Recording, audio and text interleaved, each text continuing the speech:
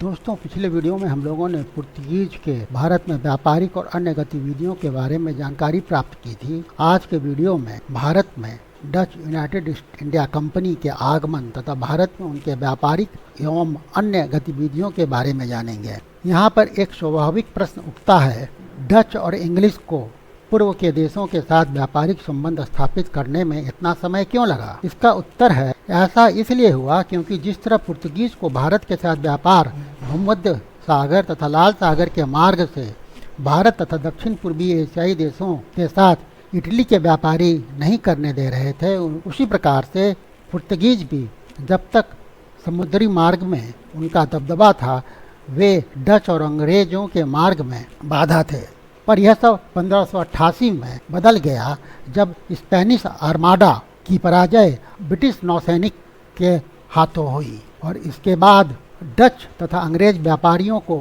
भारत में cap of good hope के मार्ग से आना संभव हो पाया और इस तरह से डच और इंग्लिश भी भारत तथा दक्षिण पूर्वी एशियाई देशों के साथ व्यापारिक एवं साम्राज्य स्थापित करने की दौड़ में सम्मिलित हो गए।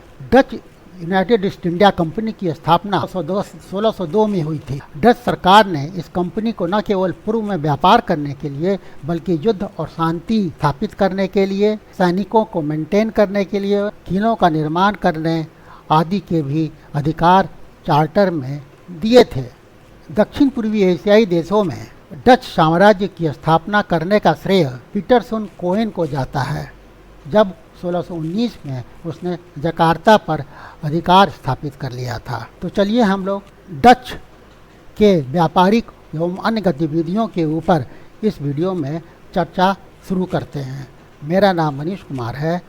आप सभी लोगों का मेरे चैनल पर स्वागत है। डच जब भारत आए तो उन्होंने भारत के विभिन्न क्षेत्रों में अपने सेटलमेंट्स स्थापित किए, अर्थात बस्तियां स्थापित की। सूरत तथा मालाबार तट पर व्यापार शुरू करने के अपने पहले प्रयास में असफल होने के बाद एडमिरल वॉन डेर हेगन ने 1605 की शुरुआत में मछलीपट्टनम में एक अस्थायी कारखाना स्थापित किया, जो कि कोरोमंडल तट पर स्थित है। उसके तुरंत बाद देवनपट्टम में या वेगनापट्टनम या फोर्ट सन डेविड भी जिसे कहा जाता है, वहाँ भी एक फैक्ट्री स्थापित की गई। 1610 में चंद्रगिरी के राजा के साथ बातचीत के बाद डचों ने पुलिकट पर भी 1610 में अपनी फैक्ट्री स्थापित की, जिसका नाम फोर्ट गेल्ड्रिया रखा गया। नागापट्टनम 1659-60 में फैक्ट्री की स्थापना डच ने की। पश्चिमी तट पर सूरत में 1616 में फैक्ट्री की स्थापना की गई। कैम्बे में 1620 में और बरोच और अहमदाबाद में भी डचों ने अपनी फैक्ट्री की स्थापना की। बंगाल में डच ने अपनी फैक्ट्रियों की स्थापना पटना में की 1638 में, ढाका में 1650 में, उदयगंज में 1651 में, चिंसूरा में 1653 में, कासिम बाजार, बालासोर और बारानगर में 1659-60 में की। इसके बाद मालाबार तट में भी डचों ने अपनी फैक्ट्री की स्थापना कोचीन में की।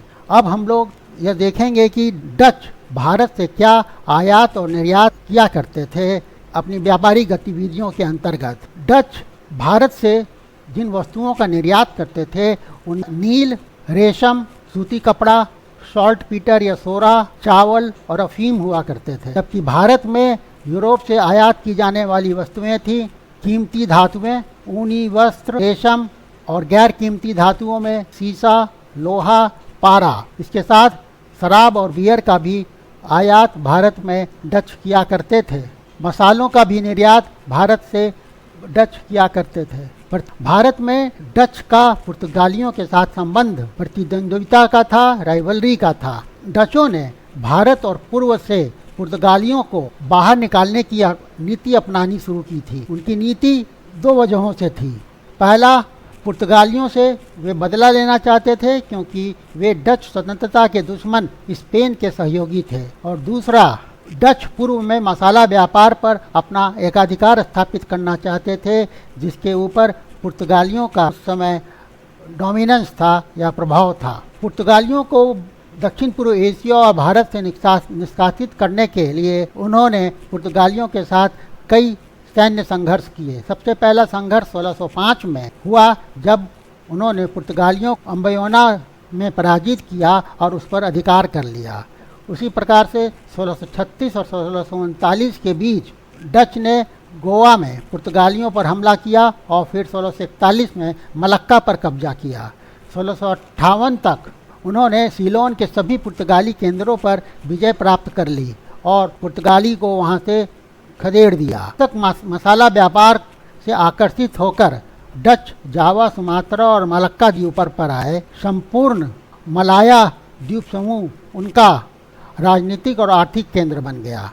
मद्रास के पास नेगापट्टनम में एक महत्वपूर्ण सैन्य मुठभेड़ में पुर्तगालियों को पराजित किया और दक्षिण भारत पर अपना प्रभुत्व जमाया। 1671 तक उन्होंने मालाबार तट पर पुर्तगाली किले पर कब्जा कर लिया। अब हम लोग देखते हैं कि डच का अंग्रेजों के साथ किस प्रकार का संबंध था। डच और अंग्रेजों के बीच का जो संबंध भारत में था वह पुर्तगालियों की तुलना में और अधिक कड़वा था और अधिक हार्श था। स्टुअर्ट्स और क्रॉमवेल के तहत डच और अंग्रेजों के बीच संबंध बेहद शत्रुतापूर्ण थे। एंग्लो डच प्रतिद्वंदिता का प्रमुख पहलुओं में आर्थिक प्रतिस्पर्धा शामिल थी। इंग्लैंड और नीदरलैंड दोनों 17वीं शताब्दी में उभरती हुई समुद्री शक्तियां थीं। इस नाते उन्होंने आकर्षक व्यापार मार्गों पर नियंत्रण के लिए आपसी प्रतिस्पर्धा की और एशिया और अमेरिका में मसालों, वस्त्रों और अन्य मूल्यवान वस्तुओं के व्यापार पर हावी होने की कोशिश की। इसके परिणाम स्वरूप नौसैनिक संघर्ष ब्रिटेन और डच के बीच हुए, विशेष रूप से साल 1652-54, 1665-67 और 1672-74 के बीच एंग्लो डच नौसैनिक युद्ध हुए। दोनों पक्षों ने प्रमुख समुद्री व्यापारी मार्गों और औपनिवेशिक संपत्तियों पर प्रभुत्व हासिल करने का प्रयास किया। एक और वजह अंग्रेजों और डचों के बीच प्रतिद्वंदिता का कारण था वह यह था कि मुगल सम्राट अंग्रेजों को व्यापार के लिए वर्ष में मात्र 3,000 रुपये का भुगतान देने के बाद व्यापार बिना किसी रुकावट के कर सकते थे, जबकि डच को सामान्य बीमा शुल्क का भुगतान करने के लिए वे बाध्य थे। उन्होंने अंग्रेजों के समान व्यवहार की मांग करते हुए मुगल सम्राट से शिकायत की, हालांकि इसका कोई नतीजा नहीं निकला। भारत में अंग्रेजों ने डच ईस्ट इंडिया कंपनी की बढ़ती ताकत अपने हितों के लिए खतरा माना। 1619 में दोनों पक्ष भारतीय वाणिज्य में एक साथ काम करने के लिए एक समझौते पर पहुंचे। अंग्रेजों को पुलिकट व्यापार साझा करने के लिए अधिकृत किया गया था, बशर्ते कि वे डच किले और वहां की चौकी के खर्च में योगदान देते।